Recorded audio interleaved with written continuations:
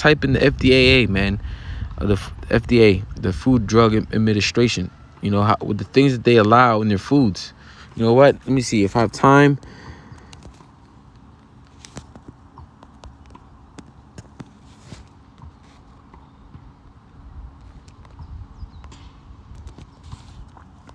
You see, the FDA allows.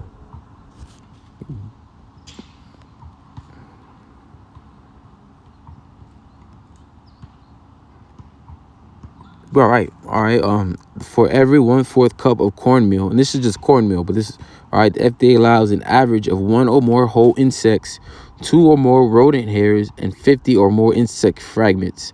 And you know how this food is all being processed and all that.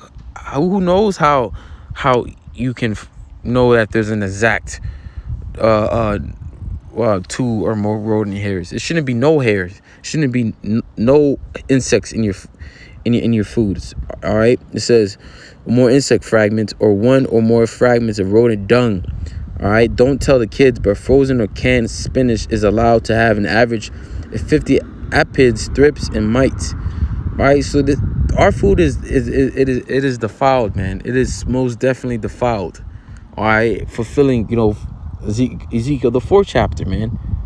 Our food, it is defiled. Okay, Esau is defiling our food, you know, and allowing all this. And this is why back then it wasn't like this. We didn't have to go to our grocery stores and read all these fucking ingredients and go into it and see what this ingredient does. We didn't have to do that, man, because everything was natural. But the earth is out of course, it's out of balance, man. But let's read that part one more time, and then I'll get a couple more scriptures. It says, moreover, verse 16, moreover, he said unto me, son of man, behold, I will break the staff of bread in Jerusalem, and he shall eat bread by weight and with care. Right, you get, like going again, you eat meat, you have to buy by pound. You have to, you want to buy a couple of bananas, you have to buy it by pound.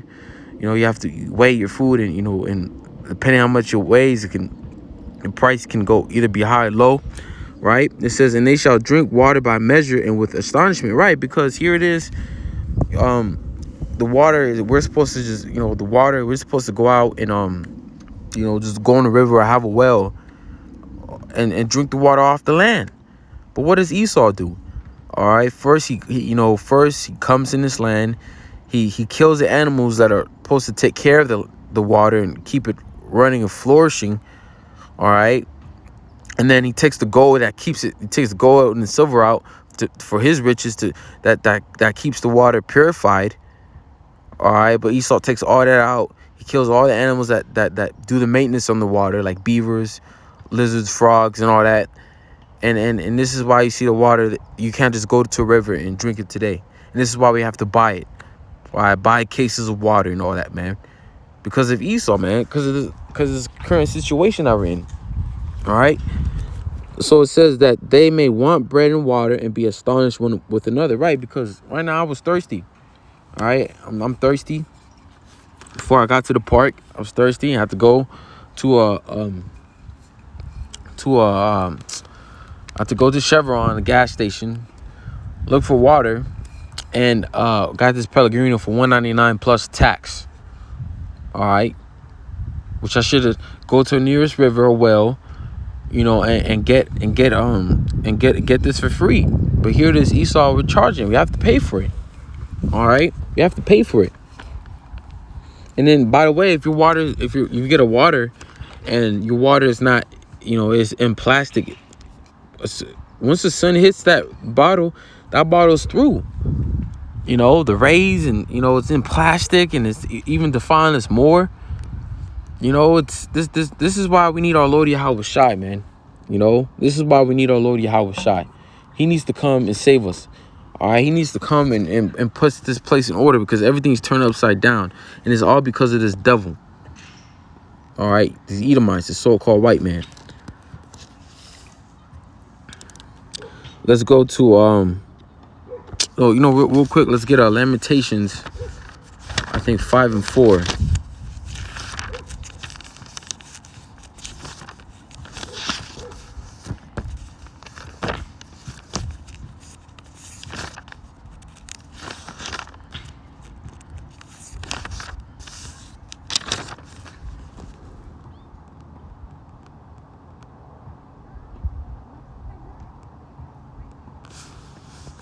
All right, yeah, Ezekiel 5, no, Slakia, Lamentations 5:4. It says, we have drunken our water for money. Right, the water that we have to drink and that we need to survive, and it's not just to drink. It's water is life. We wash our clothes, we take we take showers and baths, and here it is, we have to pay for that. Here it is, you have a house and you got to pay for water and power. Here it is, you're thirsty and you got to go to the store and buy water. All right, because it says we have drunken our water for money. We have to go and buy water, man. Here it is, emergency, a national state of emergency can happen, natural disaster, and you have to go to the fucking store and ravish, and not ravish, grab some money, ravish some money. I'm not money. I mean water. You have to get some water. You have to store up some water, man, because if you don't, you're gonna be thirsty. This is why you see everyone going to the grocery store and grabbing as much water as they can and fighting over it, trying to get the last case of water, But it says we have drunken our water for money. Our wood is sold onto us. Our necks are under persecution. We labor and have no rest. And that's what it is in this society. We labor and we have no rest. We have to in order to live, we have to work. In order to eat, we have to work. In order to drink, we have to work. Why do you think Paul said that? If we don't work, we don't eat. All right, you can't eat if you don't work. You don't have no job. If you're just in your house all day, you're not gonna eat. You're not gonna drink because you have to buy those things. You can't just go to the river system and drink water from there, or go to a tree and get a couple oranges or avocados. Or Esau would charge you and put you in a crime if you did that. If you go to the farmland, you took the avocados, and you go to someone's property and take the oranges and all that. They'll charge you for trespassing. All right, but let's get what I quoted earlier, Numbers. Let me see if I can find it. I haven't read it in a while. I think it's Numbers 20, or let me see.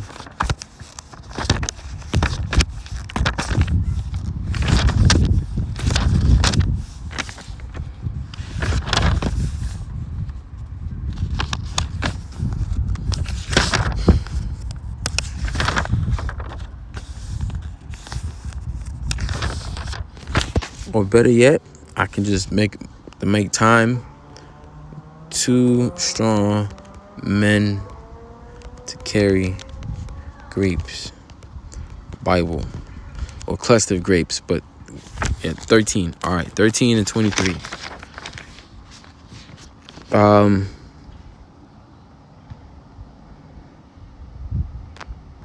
This is when the spies were sent in to spy out our promised land. We had 12 men from each tribe, and the 2 men that didn't be discouraged and had faith. All right, that the Lord was gonna give them that land, and did not speak evil, and was ready to take that land. Was Joshua and Caleb. Okay, now this is Numbers 13 and 23 says, and they came unto the brook of Eshcol and cut down from thence a branch with one cluster of grapes. This is one cluster of grapes. And they bare it between 2 upon a staff. And they brought of pomegranates and of the figs.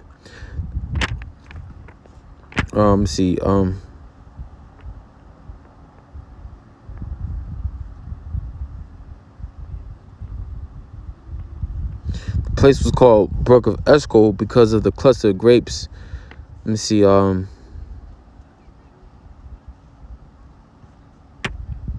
yeah, they bear it between 2 upon the staff.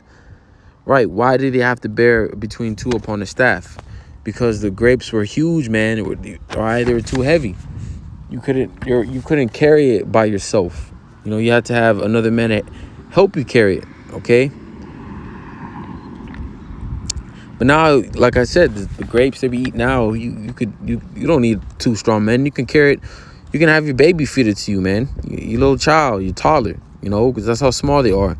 And they most likely come without seeds. And I love grapes with seeds, man. That's like what I look forward to, having the seeds. I like the seeds. Not like having seedless grapes is not it, man.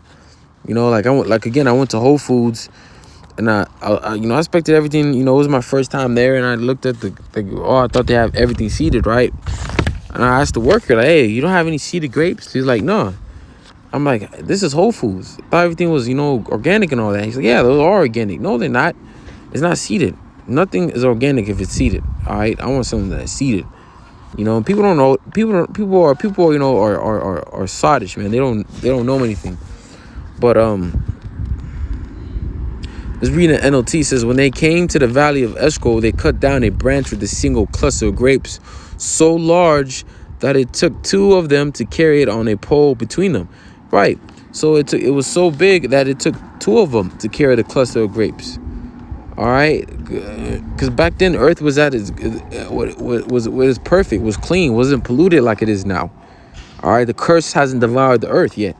All right, that's the curse. When you read Isaiah 24, it goes back to Cain.